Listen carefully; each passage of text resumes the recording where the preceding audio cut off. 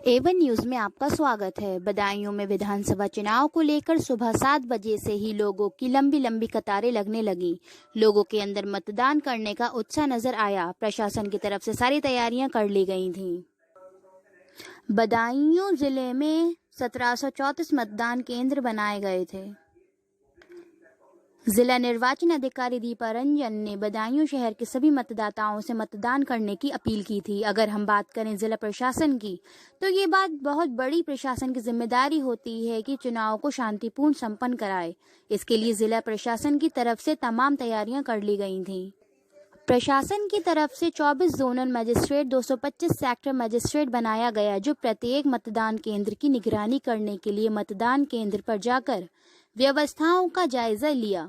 मतदान केंद्रों पर निगरानी रखने के लिए 54 उड़न दस्ता की टीम भी बनाई गई थी और 18 वीडियो सर्विलांस की टीम भी लगाई गई थी। वरिष्ठ पुलिस अधीक्षक डॉक्टर ओपी सिंह ने लोगों से अपील करते हुए कहा कि कानून व्यवस्था पूर्ण रूप से बनाए रखें और अधिक से अधिक मतदान करें।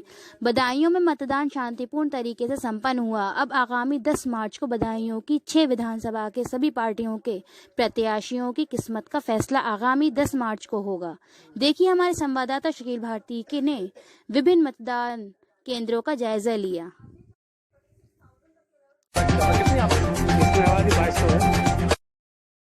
मैं जिलाधिकारी दीपा रंजन आप सभी लोगों से, अपने बदायूं जनपद के सभी मतदाताओं से यह अपील करूंगी, आइए 14 फरवरी को हम सब अपने घरों से निकले, अपने बंधन को तोड़े, बूथों पे पहुंचे।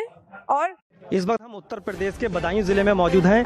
हम आपको बता दें कि 14 फरवरी आज बदायूं जिले के अंदर मतदान सुबह से ही चालू हो चुका है, यानी सुबह 7 बजे से मतदान हुआ था। यानी 1734 जो है वो मतदान केंद्र बनाए गए हैं, उस पे लोग सुबह से ही लाइन में लगे हुए हैं। हम खासतौर से बात करेंगे उन युवाओं की जिन लोग पहला वोट डाल रहे हैं, यानी जिनकी उम्र 17 से 18 के बीच में हुई है। हम उनसे जानकारी चाहेंगे कि उनके अंदर कितना उत्साह है। सबसे पहले मैं बात करूँगा यहाँ पर, क्या नाम भाई आपका? जमशेद भाई, क्या आप पहली बार मतदान कर रहे हैं? जी। कैसा महसूस कर रहे हैं और क्या आपका मकसद है? महसूस किया जैसा लगता है वैसी। नहीं, आप क्या विकास क्या को लेके, किस चीज़ को लेके आज मतदान कीजिए? विकास को लेकर क्या पहली बार वोट आया है तो हमने क्या हम भी डाल दे रहे हैं। अच्छा, पहली बार आया तो सोच रहे हो कि हम भी डाल दें, बस और कोई नहीं सोचना है? रोजगार, विकास, ये कुछ नहीं? विकास तो वही करेंगे जो जीतेंगे। जो जीतेंगे तो आपके ही तो वोट से जीतेंगे। जी, आप लोग वोट दोगे, सरकार बनाओगे, नई सरकार बनाओगे, तभी तो जीतेंगे। जी। तो क्या सोचा है आपने? जो सही काम करेगा तो जो सही काम करेगा उसी को जिताएंगे, उसी को सरकाएंगे। कुछ महिलाएं इधर हैं, मैं उनसे भी बातचीत करूंगा जो महिलाओं वोट डालकर बाहर निकली हैं। अब मैं उनसे बातचीत करना चाहूँगा कि यहाँ पर जो उन्होंने पहला आज मतदान किया है। सबसे पहले मैं इनसे, क्या नाम है आपका? क्या आज पहला वोट दिया है आपने? तो कैसा महसूस कर रही हैं आज? बहुत अच्छा महसूस कर रहे हैं। तो आप किस मतलब आप किस उद्देश्य से वोट दे रही हैं कि सरकार एक अच्छी सरकार बने या किसकी सरकार बने? इस विषय पर अच्छी सरकार बने, विकास हो, युवाओं का विकास। यस। शिक्षा के ऊपर क्या कहना चाहेंगे? सरकार अगर बनती है किसी की भी, मैं ये नहीं कहूँगा किसकी बन रही है, शिक्षा का विकास हो, बेहतर शिक्षा हो। तो ये महिलाएं हैं जो बड़ा उत्साह है इनके अंदर। सुबह से ही यहाँ पर मैं दिखाऊंगा कि यहाँ पर सुबह से ही यहाँ पर महिलाएं लाइन में लगी हैं और जो कुछ ऐसी महिलाएं हैं जिन्होंने पहला मतदान किया है, जिनको युवा हम कहेंगे, युवा पीढ़ी को कहेंगे। चलिए हम बात करते हैं अगले मतदान केंद्र की। इस वक्त हम फरसोली टोले के जो मतदान केंद्र है वहाँ पर मौजूद हैं और यहाँ पर ये हमारे कुछ साजिद भाई खड़े हैं, उनसे हम बातचीत करना चाहेंगे। साजिद भाई, क्या आप तो वर्षों से वोट कर रहे हैं, वर्षों से आप वोट करते चले आ रहे हैं, आज किसकी सरकार को आप बेहतर मानते हैं? हम चाहते हैं कि ये मौजूदा सरकार बदले। इसने महंगाई बढ़ा दी, बहुत ज़्यादा किसान परेशान, बेरोजगार परेशान, स्टूडेंट परेशान, महिलाओं की इज्जत नहीं। तो चाहते हैं कि सरकार बदले और अखिलेश की सरकार आए, इसलिए हम सारे लोग समाजवादी पार्टी को। तो आपने देखा कि यहाँ पर तमाम लोग बहुत शांतिपूर्ण तरीके से मतदान हो रहा है। अब हम चलते हैं। तो इस वक्त हम 116 शेखुपुर विधानसभा पर मौजूद हैं और हम यहाँ दिखाएंगे कि पूरे शांतिपूर्ण तरीके से मतदान किया जा रहा है। और सबसे अहम बात हम ये आपको दिखाना चाहेंगे तस्वीरों के अंदर कि यहाँ पर ये जो मतदान बूथ बनाया गया है और यहाँ पर गुब्बारे लगाए गए हैं और बहुत बेहतरीन तरीके से ये सजाया गया है। मैं समझता हूँ कि शायद यहाँ पर जो 115-16 विधानसभा है उससे यहाँ पर बेहतर कुछ नज़र आ रहा है। और आगे मैं दिखाऊंगा कि वो वोटर को सेल्फी लेने का भी जरा जूम करें और दिखाएं कि यहाँ पर जूम का भी एक सेल्फी जूम भी बनाया गया है लोगों को जागरूक करने के लिए। हम आगे चलते हैं, देखते हैं कि आगे का जो मतदान केंद्र हो रहा है। इस शेखोपुर विधानसभा 116 पर जो मतदान केंद्र बना है, यहाँ पर इस स्कूल के अंदर 10 बूथ बनाए गए हैं, यानी 10 मशीनें लगाई गई हैं। तमाम लोग, क्योंकि शेखोपुर काफ़ी बड़ा है, उस हिसाब से यहाँ पर किसी को किसी तरीके की कोई परेशानी ना हो, तो उसको ध्यान में रखते हुए यहाँ पर जगह जगह यहाँ पर ये बूथ बनाए गए और लोग बहुत शांतिपूर्ण तरीके से यहाँ पर वोट डाल रहे हैं। सेल्फी का मैं आपको दिखाऊं, यहाँ पे सेल्फी लेने का भी, लोगों को जागरूक करने का भी रखा है इंतजाम। और यहाँ पर सैनिटाइज़र के लिए मैं बात करूँ तो यहाँ पर जो भी व्यक्ति आए उसको सैनिटाइज़र के लिए भी व्यवस्था बनाई गई। आगे मैं चलता हूँ, आगे की जो तस्वीरें आपको दिखाऊंगा कि यहाँ पर कितना बेहतरीन तरीके से यहाँ पर एक वो लगाया गया है, एक पंडाल लगाया गया है। उस पंडाल में यहाँ पर लोगों को बैठने की क्या व्यवस्था की गई है, कौन लोग हैं, मैं आगे देखना चाहूँगा। कैमरामैन से कहूँगा सब तरफ जरा घुमा के दिखाएं। यहाँ पर बहुत शांतिपूर्ण तरीके से जो है वो मतदान इस वक्त हो रहा है। अब हम रुक करते हैं अगले मतदान की प्रक्रिया की ओर। अब हम चलते हैं अगले मतदान जहाँ पर शांतिपूर्ण तरीके से यहाँ पर मतदान हो रहा है, आगे की हम तस्वीर दिखाएंगे। बने रहिए हमारे साथ। तो कुछ महिलाएं यहाँ पर अपना मतदान करने के लिए शेखोपुर विधानसभा का जो यहाँ पर मतदान केंद्र बनाया गया है, यहाँ पर जा रही हैं। हम उनसे बातचीत करना चाहेंगे कि मतदान आज पूरे जनपद में, बदायूं जनपद में किया जा रहा है। आप वो घर का कामकाज निपटा के आ चुके हैं या बाद में? कामकाज निपटा के आ चुके हैं। कामकाज निपटा लिया आपने काम? तो आप इस वक्त कैसी सरकार चाहती हैं, ये बताइए।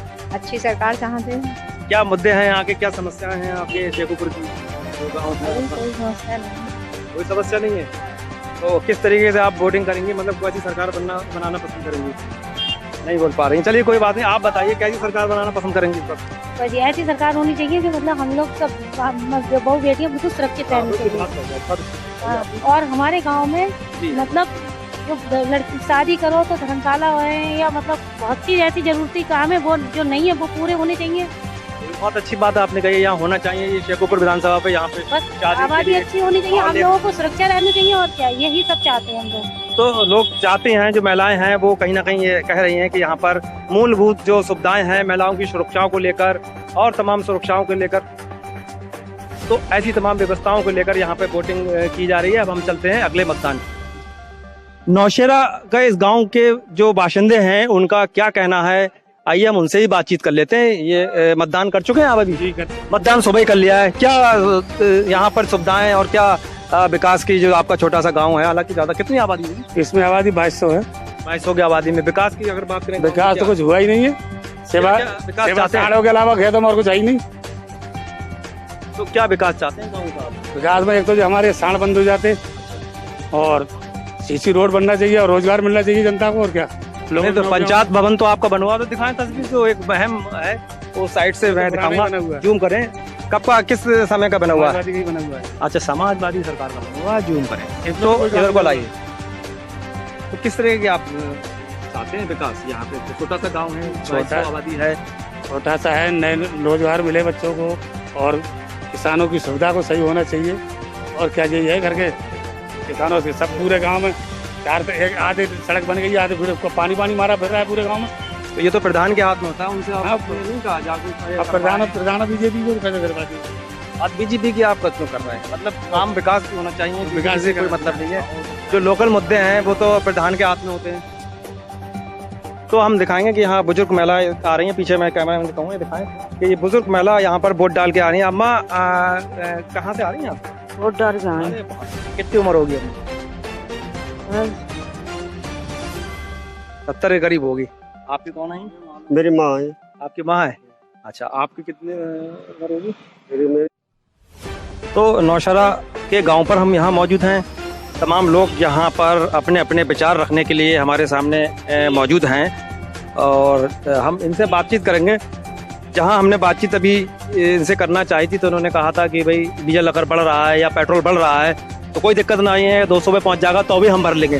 क्या कहना चाहेंगे आप, अगर पेट्रोल 200 पे पहुँच जाएगा? भाई साहब एक जमाना वो था जब 15,000 की मोटरसाइकिल मिलती थी, तो आज 1 लाख की मोटरसाइकिल हर व्यक्ति ले रहा है।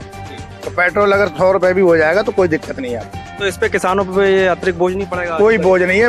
बाकी सब किसान, हम लोग किसान ही हैं, किसान के बेटे हैं और किसान फार्मर हैं, ऐसा कुछ नहीं है। लेकिन हम जब ट्रैक्टर चलाते हैं या डीजल डलाते हैं तो 100 रुपए लीटर कोई डीजल महंगा नहीं होगी आपकी? अब पे लगभग है 10-15 बीघा जमीन। तो उनका क्या होगा जो रोज की जो मजदूरी करते हैं, दिहाड़ी मजदूरी करते हैं, उन लोगों को कैसे रोजी रोटी मिलेगी? चलिए आपकी जमीन है, आप खा लेंगे, मोटरसाइकिल 1 लाख ले लेंगे और 200 रुपए का पेट्रोल भी भरवा लेंगे, उनके बारे में?